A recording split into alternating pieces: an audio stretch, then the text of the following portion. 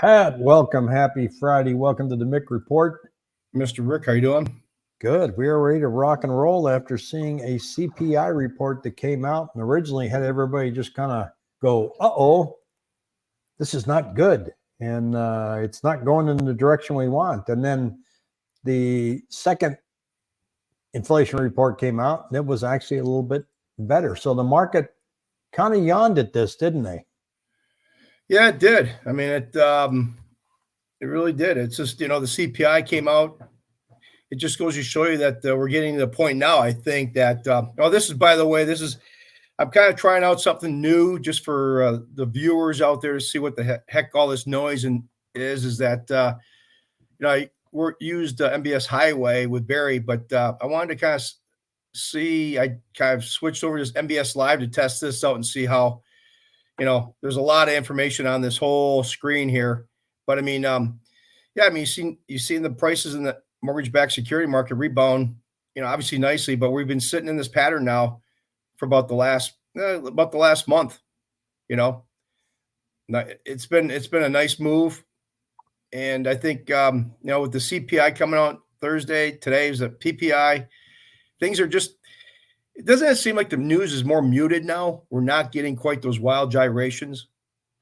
Well, they come out, and then of course inside the industry we see reactions, but for the general public, I mean, CPI report, it's a big yawner, right? And then we had jobs reports come out, and Kyle here has a comment, says, talk about the last jobs report, how the government edited or changed it to reflect the true numbers. I think we see that every time a jobs report comes out, right? Yeah, I mean, as I talked last week, Barry, like I said, I switched over services to see how this service works out. But, last week he had said, there was the last 12 months job numbers, they did negative revisions 11 out of 12 months. And, it was 50, 60, 70,000 job revisions every month. So, I mean, from a standpoint of myself, you kind of look at these numbers and you say to yourself, okay, the next month's jobs report is coming out. Wouldn't it seem to you that every smart person out there like, okay, these job numbers come out, they're 250,000, but now they're probably 200,000 because they're going to probably make a revision next month. So they've been getting it wrong 11 out of 12 months.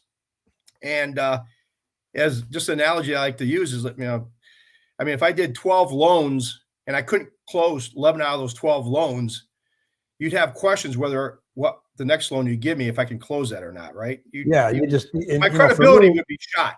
Yeah, when I see the jobs report numbers, I just kind of wave them off. It doesn't mean anything. I get down to simple numbers like this, and you and I look at these all the time, and we're coming out from the holiday season, so you can see how the big spike up there in the light blue line is new listings, and they went up, and so even though it's climbing like a rocket, you still look and go, well, we're still kind of back to normal right over here on column BC right here.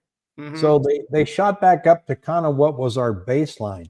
But then I looked at new contracts and they were starting to climb, and then they had a little dip, and just yesterday they flew up, and we are back up to above our baseline and back to October numbers. And what we're seeing though, because of that, is the CMI index.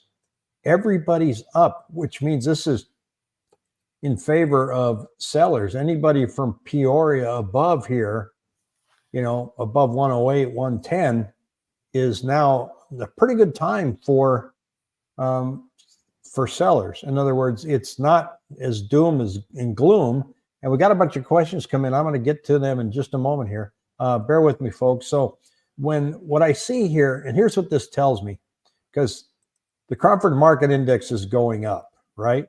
Mm-hmm. And then how I always showed this one here, and I concentrate on this right on the corner here where, come on, Penn, you can do your job. Will these lines cross? And although my red pen doesn't work, they touched. Demand met supply, but then they went the other way, Pat. They kind of reversed. So in today's market, and this isn't a big, bold prediction, but today, if you're a seller in January and I believe February, you're not going to have a problem pricing your home at market. And what I mean by that is, look, if your neighbor's home sold for 550, don't think you're going to get 575 because you're probably not. Yeah. But you're going to be okay if you're at market. So it's not a signal that says, okay, I can get aggressive, although in places like Chandler and Fountain Hills, you can because of their CMI numbers. The 178, 176 in Gilbert, you can Mhm. slightly aggressive there. The other ones, you don't need to worry about having large amounts of seller contributions right now going into our winter market. So it has definitely changed. When you say, can you define aggressively? Like, let's say you got a house listed for 500. Say I'm Joe Blow. I want to list my house for 500,000. What do you?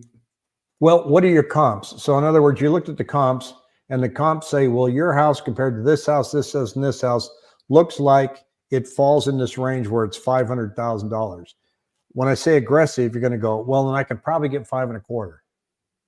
So I'm going to market at that because things are good. CMI is higher. There's more sellers or buyers out there right now than we thought we were going to have. Inventory has not spiked up. We're still at 15,000. So inventory has not spiked up, whereas last year we were at 19,000 going into January. So say in those areas with those high Cromford Market Index numbers can say, okay, I can go higher than 500 if that's where I'm comping, because you're always looking at lagging data. In November, December, we're slow.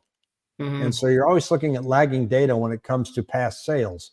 So what you don't want is you don't want to price ahead. If prices were coming down, you don't want to price higher. So let's say you're looking at it's 500,000 and the CMI is sitting at about 100 and inventory is climbing, you're not going to get 500. Yeah. So now I think you can. And a couple of questions. Kellogg saying Canary from Islands. Canary Islands, boy, you get around. Jobs report's almost worthless with all the ghost jobs out there. I'll bet they are. And Yeah. Clayton says, if rates drop to 5.5 without points on average for a 30-year, will a wave of buyers be as big as 2020 really hit the market? I think so, but you know what? I mean, Pat, tell me where your head's at, but I don't see 5.5 knocking on our door anytime soon. No, not from a pure vanilla standpoint. Like if I just pulled up a regular rate chart and said, hey, we can get 5.5% with no points, no buy down. But I mean, you still can kind of get there temporarily. People were ahead of the curve. With the 1 year buy down or the 2 year buy down, right? So I mean, if they're waiting, like we've discussed this the last couple months, if you're waiting for 5.5, you can kind of get there temporarily to help offset your costs. Well, take a look and see what But to Bryce answer your question, I think we're not going to get. I mean, it's going to take a heck of a lot of work. I mean, we fell from 7, 9, 8%, high sevens down to the high sixes fairly quickly, but to get from high sixes down to the mid to high fives, I think as the Fed we're starting to see a lot of jostling. I think it's going to be a lot of work to go from high sixes to the mid fives. It's going to be, I don't think we're going to be that easy. I don't know where the narrative came that they said we were going to have 6 rate cuts and why people are saying that, because they only said we might have 3. So I don't see us having 6 just based on their language alone. In fact, one Fed chairman came out, or Fed spokesperson came out today and said, I don't think we're going down in March based on the data we're seeing. But so I don't see 6 coming. So no, I personally, just my 2 cents worth. I mean, just reading, you look at the Feds where they're at. I think March is way too early.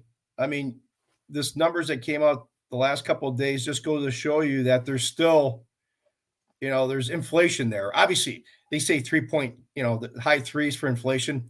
You and I both know it's still probably the real inflation rate's probably 12, 15%, honestly, with all these different prices.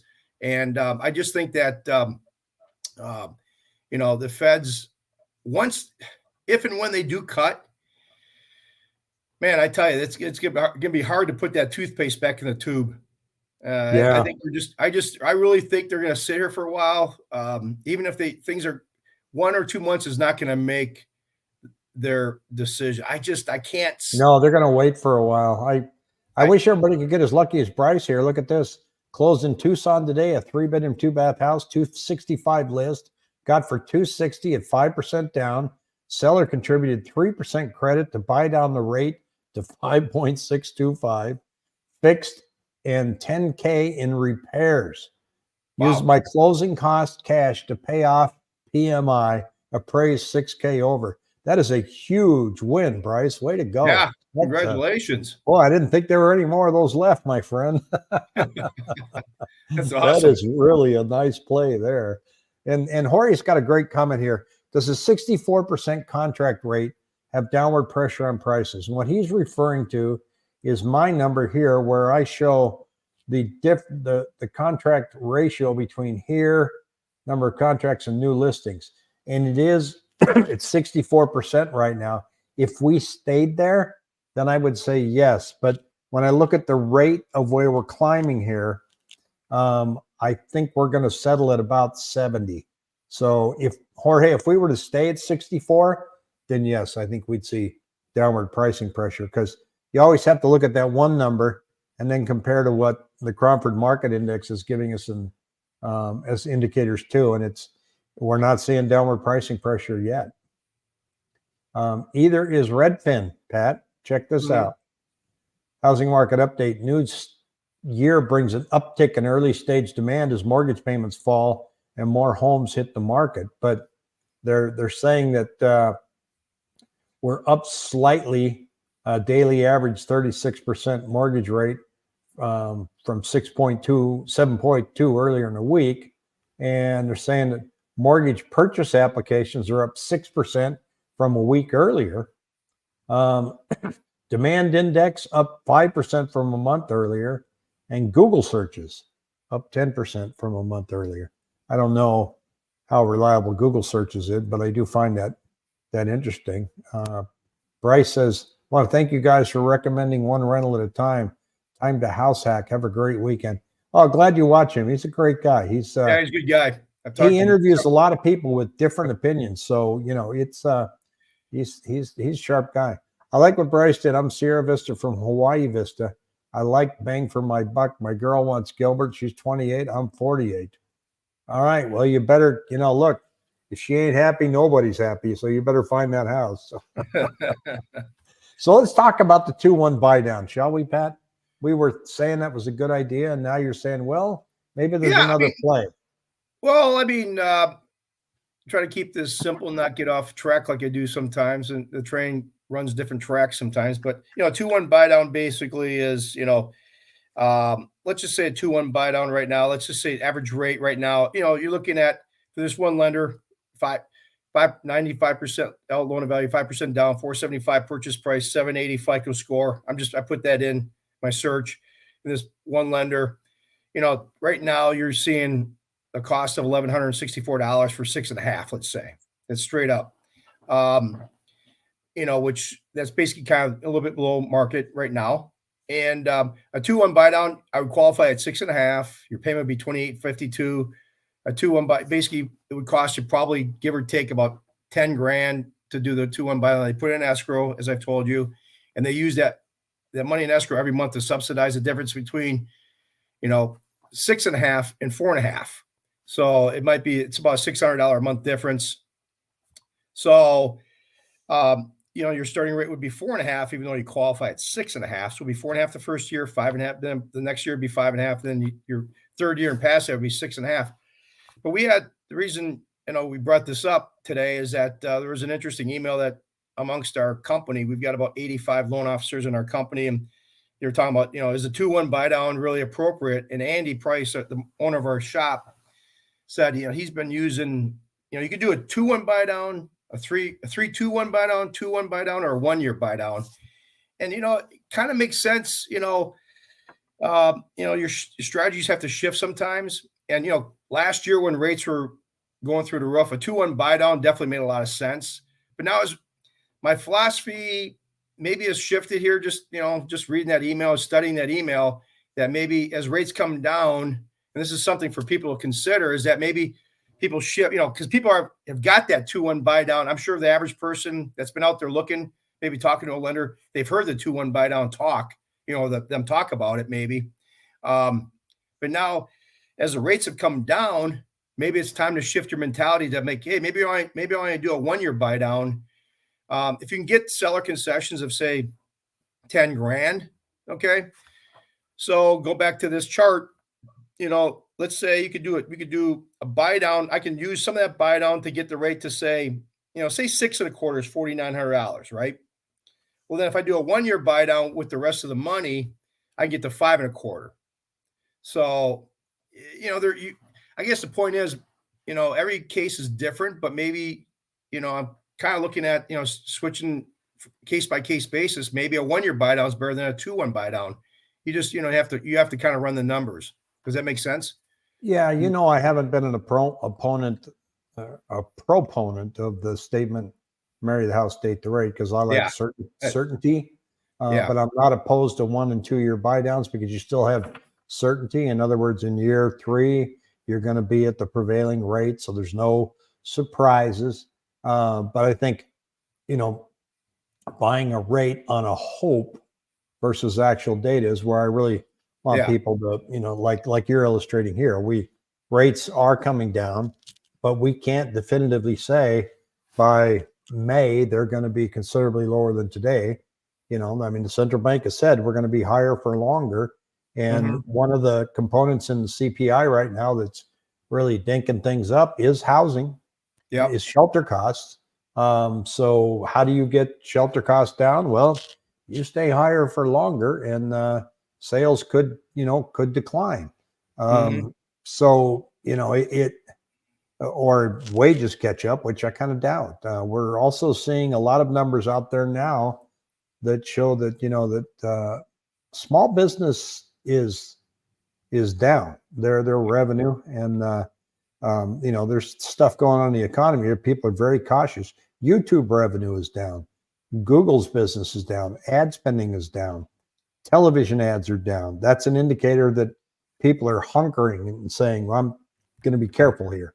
So, there's a lot of things the central bank is looking at, but so far they haven't put a dent in shelter. No, they haven't. And I just listen to this Fox Business News, working from home, and you hear these analysts saying, "Oh, inflation is down. It's coming down." Yeah, it's, inflation is the rate of the increase of prices. We still have inflation, and you talk to the average guy, and this one analyst saying, "Oh, the economy's looking good. People are feeling really good about themselves." I don't know. I talk to more people that aren't feeling too good about themselves some days, and I just, the overall, theme out there is just that, it's still been, people have been beaten down. Inflation's there. I mean, you go to the grocery store, the average guy, the 3.9, I can tell you that 3.9 feels a lot different to the average guy. I mean, it's not 3.9. I'm sorry. And, so, I mean, once we get, like I said, housing, the affordability is still been obviously a big crux, but, if rates do moderate, I mean, I just think that this year you're going to have, it's going to be this jostling back and forth now. I mean, now we're, like I said, it's shifted from the Fed having this increase last year. Now we've got this, I think we're going to have this battle going the next 6 to 8 months of, the CPI numbers, just like we saw last 2 days. CPI was hot. Yeah. CPI was down. The rates have been kind of muted. We're not seeing quite the volatility, and rates have been sitting fairly benign in this high mid 6 range, which is, Well, and then here, I just got a text from a young man, and this kind of tells you, if you're thinking of selling, get very well versed in the data within your neighborhood, so that you really know, because he says, so how's the market doing right now in general? I'm hearing homes aren't selling, or they're taking like 6 months to sell. Well, we're not seeing that, are we? But he's hearing that. apparently one of my neighborhood has been on the market for a long time, and apparently values are going down. Is that something I need to be concerned about in the market forecast? Well, there were no numbers in there. So the one that's been sitting, did he price it hot? Did he make any adjustments? And I can be able to look this up because they're townhomes. But my point is, understand your neighborhood, understand the data. How many months of supply are there? If it's sitting for 6 months, how come that house that you heard took 6 months to sell? They may have come in way too hot. And, and I also put a condo on the market right before Christmas, got 2 offers, and we're under contract. It all depends on the neighborhood, depends on the price point, terms, conditions. So your data should not be, I heard. Yeah. Well, it's like on interest rates. I mean, people, if somebody gets I'm just gonna make this scenario. If somebody gets a rate of, say, 6.5%, and then you're at a cocktail party and says, well, I got 8% on my loan. Well, he didn't tell you that he did a bank statement loan or QM loan. It's like, oh my God, you got 8%. You can't, everything is so individual, so personalized. I heard a terminology the other day. It's called personal finance because it is personal. Yeah. Yeah. I got 5.25. But how many points you pay? I don't know. I don't know. Yeah. Yeah. I mean, that's the thing. That's the thing that people say, well, I got 5.25, but yeah, they don't tell you that they paid 3 points to get that, or, so they compare apples to apples. But, I was kind of thinking about this too. I mean, obviously we're going to be in this battle of like, our rate's going to go down, our price is going to go down. Bottom line is I'm not using this as a sales tactic, but you got to, like you said, you got to look at every individual neighborhood and then everybody's individual case. It comes down to, I'm just going to give you a general PSA announcement. Rates are at 6.5 right now. Now, if you're looking to buy a home, I think you just have to look at your own individual case by case, what your situation is like. Because if you're at 6.5 right now, what if you bought a house today at 6.5, but if rates went up to 8.5, but you got in at 6.5, you're going to be happy that you bought that house at 6.5 because now rates are at 8.5. But if you're at 6.5 and rates go down, you can refinance. So the point of the story is take the rate you've got today, and the market. You'll probably be happy either way if you think about it. I'll be a contrarian too that says, if the rates go up to 8.5, you might be happier on the other side. Yeah. Yeah.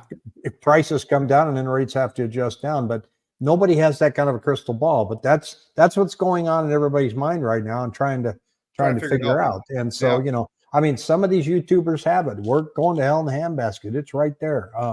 Saw the one this morning. You guys got your head stuck in the sand. 10-year treasuries are about to explode, and they went down. It's nobody knows. I think there's a song like nobody knows. So. Kind of like Jim Harbaugh says, "Who's got it better than us? Nobody." Yeah. But I mean, that's right. I owe you $1, don't I? Huh? Yeah, you do. Oh, you do owe me $1. Yeah. Well, that was a dumb bet. I mean, the Huskies had a great year. They've had a couple of great two years, but they certainly didn't have the experience that Michigan had. And you know what? They didn't play their game. But hey, I found something today, Pat. I wanted to share this with the audience. You've heard how big AI is with Chat GPT, right? Mm-hmm. Well, now they literally have like a Chat GPT store, kind of like the App Store. Now this thing costs $20 a month. I don't subscribe to it, but it's like it's got writing, productivity, research and analysis, programming, education, lifestyle, and you can get into these apps like how to design a thumbnail, how to help with data analysis. Let me turn your imagination into imagery. Let's modify your image into something really wild.